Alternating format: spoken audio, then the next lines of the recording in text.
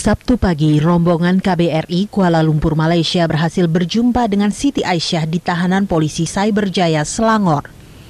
Dalam kesempatan itu, KBRI juga memberikan bantuan hukum pada Siti. Perwakilan pengacara dari kantor hukum Goe dan Azura ikut dalam rombongan. Siti mengaku terjerat kasus pembunuhan Kim Jong Nam setelah ditawari untuk mengikuti acara pertunjukan realitas. Siti dibayar Rp400 atau sekitar 1,2 juta rupiah. Siti mengaku tak mengenal sebagian besar orang yang disebutnya sebagai kru acara tersebut. Hanya 2 orang yang dikenal Siti, yaitu James dan Chang. James diyakini merupakan warga Korea Utara yang sedang diburu polisi Malaysia di negeri jiran itu. Aisyah juga mengaku diberi cairan untuk diusapkan ke wajah korban. Dia tidak menyebutkan secara spesifik, dia hanya bilang bahwa dikenalkan sama orang, dan orang itu mirip-mirip orang ya dari dia menyebut secara umum aja, ada yang bilang ya Jepang, bisa juga Korea, tapi tidak menyebutkan secara detail dari mana. Jadi Siti sendiri, according to her, that person gave her around 400 ringgit to do these activities. Dan sudah dia she didn't tell us about that. She only tell us, dia bilang cuma bahwa dia dikasih semacam minyak saja, itu saja. Kayak baby oil, kayak minyak, itu saja sebut. Semacam minyak, jadi bukan air ya? Semacam itu, mungkin liquid lah, kita tidak tahu apa. Yeah. His name is James and Chang, that's it. I think she didn't know the real name of those two persons. Selanjutnya, Siti ditawari KBRI untuk bertemu keluarga, namun Siti menolak dan hanya menyampaikan pesan untuk keluarga agar mendoakannya. Tim TV One mengabarkan.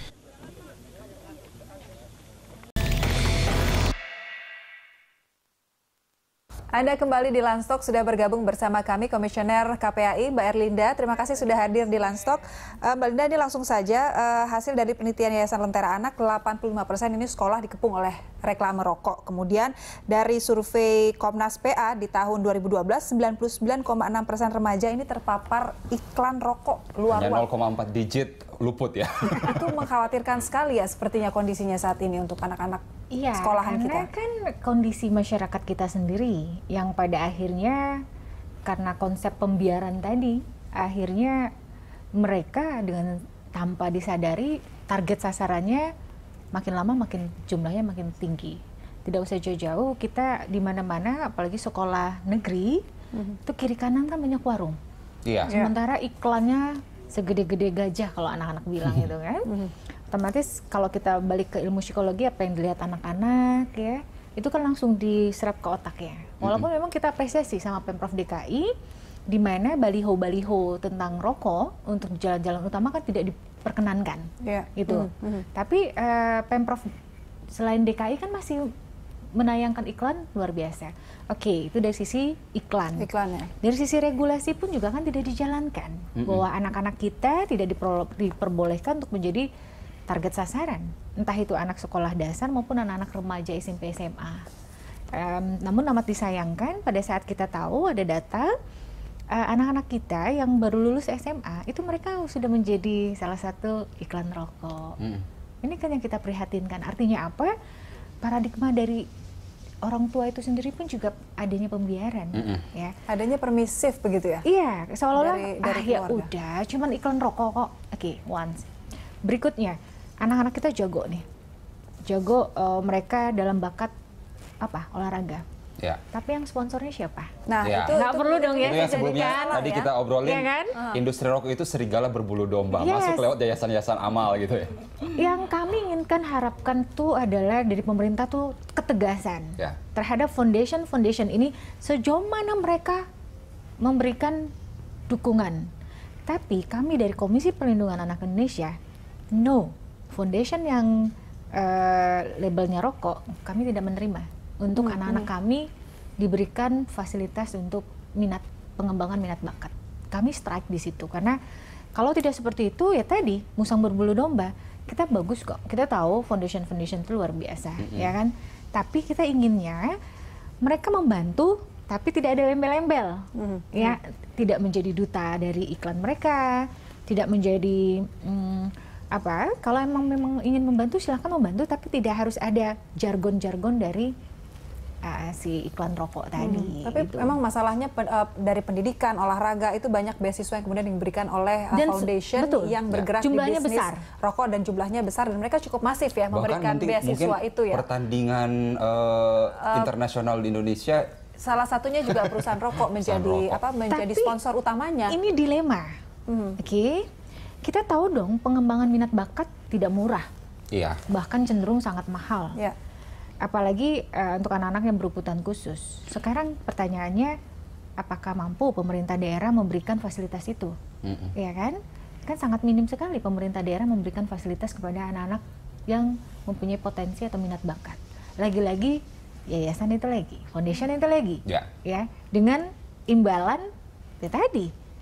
Akhirnya si malakama, orang tua pada dasarnya ingin, oke, anak saya tidak terpapar itu, tapi mereka sendiri ingin memfasilitasi anak-anak mereka untuk pengembangan minat bakat dan mereka punya multi talent yang luar biasa, tapi tidak sanggup. Baik. Akhirnya seperti apa? Mbak Erlinda tadi sebelumnya Bu Lisda sudah mengatakan bahwa pusat itu lemah mendukung support terhadap, misalnya di DPR kita selalu terkendala banyaknya kong-kali-kong begitu. Kemudian pemerintah pusat juga kemarin itu di Istana Merdeka berharap bahwa ada Presiden Jokowi yang merespon itu.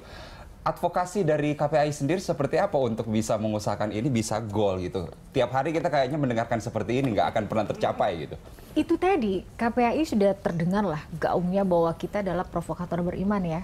Kita melalui strategi-strategi kita, ayo kita menyuarakan. Jadi kita yang memprovokasi suara-suara yang di bawah hampir nyaris tertelan dengan isu-isu yang lebih eye-catching. Entah isu hate speech, entah isu pilkada, entah isu-isu yang lain. Isu yang ini sepertinya tenggelam. Nah oleh karena itu ya KPAI mempunyai strategi lebih lanjut ya kita bersama masyarakat bawah untuk kita nanti bersama-sama dengan rekan-rekan kita yang ada di komisi-komisi, mereka juga harus aware seperti itu karena mereka yang di atas pun juga kalau kita tidak berikan pemahaman mereka juga tidak ada rasa. Mbak Erlinda, apa yang bisa dilakukan oleh pemerintah pusat, pemerintah daerah untuk bukan menolak mungkin ya, memang tidak ada sama sekali lah foundation yang berbisnis rokok ini untuk menjadi sponsor, memberikan beasiswa kepada sekolah-sekolah, atau mungkin memang pemerintah daerah tidak cukup mampu untuk mengakomodir prestasi siswa yang ada di daerahnya sehingga melibatkan. Sebenarnya masalahnya cuma kecil. Foundation. Apa itu? Tapi sekali lagi ini masalah kecil tapi pada akhirnya masalah besar. Iya. Sebenarnya balik-balik semua ke mental.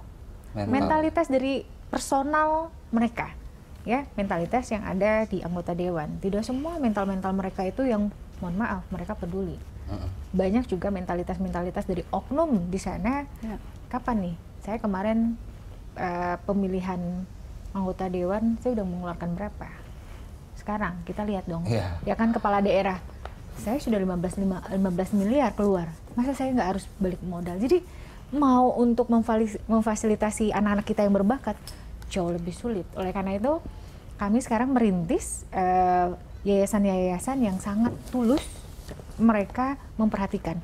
Walaupun mungkin jumlahnya nggak banyak, hanya sekedar belasan orang, tapi benar-benar pengrekrutan itu ada. Contoh kecil misalnya Yayasan Pandawa Care, kita membentuk anak-anak yang orang tuanya kalau untuk segi finansial itu minim, tapi untuk mereka punya bakat dan yang lainnya itu mereka luar biasa. Kita kerjasama dengan guru-guru yang punya keterampilan profesional, kita bayar subsidi silang.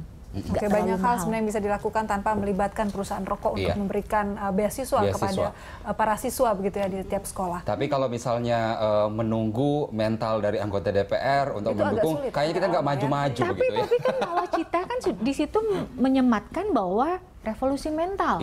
Kita tagih dong janjinya Pak Jokowi JK.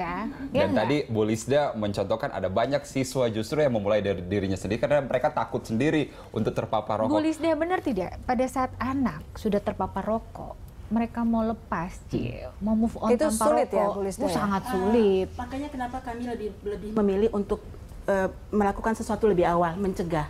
Karena kalau sudah merokok, itu ada pekerjaan PR yang paling besar, sulit sekali. Jadi lebih baik kita mencegah. supaya anak-anak itu tidak merokok. Jangan coba dulu merokok, itu sebenarnya prinsipnya. Baik, Lisa, apa yang bisa disampaikan ini terkait dengan semakin masifnya iklan rokok yang mengepung sekolah dan pencegahan untuk anak-anak agar tidak menjadi penikmat rokok ini. Iya, agar nggak jadi target industri rokok gitu. Tentu pertama kami menghimbau semua sekolah, semua dinas pendidikan di seluruh Indonesia dan Pemda di seluruh Indonesia untuk mari perhatikan sekolah-sekolah kita. Sudah banyak peraturan yang menetapkan sekolah itu kawasan tanpa rokok, tidak boleh ada iklan rokok. Kami siap bekerja sama, kalau sekarang kami lakukan itu di 5 kota di 90 sekolah, kami siap bekerja sama dengan seluruh Indonesia untuk memperluas kegiatan ini. Dukungan masyarakat sangat banyak di media sosial kami, di email kami, personal chat itu semua mendukung. Bagaimana cara bisa terlibat? Tapi memang ini nggak bisa dilakukan sendirian. Itu sebabnya salah satu yang akan kami lakukan, kami akan bertemu dengan Pak Menteri Pendidikan, kami akan bawa perwakilan guru dan siswa. Kami ingin menunjukkan ini sudah berhasil dan ini layak untuk dikembangkan, layak untuk diteruskan. Ya, kalau perusahaan rokok adalah sebuah kekuatan besar yang tampaknya susah untuk dikalahkan, mungkin kita perlu mengundang kekuatan korporasi besar untuk melawan itu. Itu seperti itu bisa nggak, Bu Lisda? Sebenarnya gini Mas, perusahaan rokok itu sebenarnya takut sama anak muda, sama anak-anak. Karena anak-anak itu pasar potensi mereka. Kalau anak-anak itu bilang tidak, kami tidak akan merokok, kami tidak akan tertipu oleh rayuan kamu, maka perusahaan rokok bangkrutlah dia. Itu betul, bangkrutlah dia. Jadi itu sekarang yang sedang kita galakan. Ayo anak-anak, ayo adik-adik, kalian harus bersuara tidak. Tanamkan kebencian positif, kebencian kepada rokok. Makanya bahasa kami tolak jadi target. Karena kalian dari rayuan-rayuan yang menggoda gitu ya. Tolak dari targetnya industri rokok, perusahaan rokok. Karena dengan itu kalian bersuara, dengan itu kalian berani menunjukkan siapa diri kalian. Dan itu bisa dimulai dari lingkungan paling kecil keluarga, kemudian ke sekolah-sekolah juga beri perhatian, dan pemerintah daerahnya, kepala daerahnya juga harus aware terhadap permasalahan ini. Baik, terima kasih Bu Lisda, terima kasih Mbak Erlinda sudah hadir di Landstalk. Pemirsa, demikianlah Landstalk hari ini. Anda bisa mengirimkan informasi dan saran kepada kami lewat email di redaksi@berita1.tv. Iya, Anda bisa follow kami juga via Twitter, Facebook, YouTube, dan Instagram. Nantikan Landstalk setiap hari pukul 13 hingga 14 waktu Indonesia Barat. Terima kasih. Stop merokok. Stop merokok. Sampai jumpa.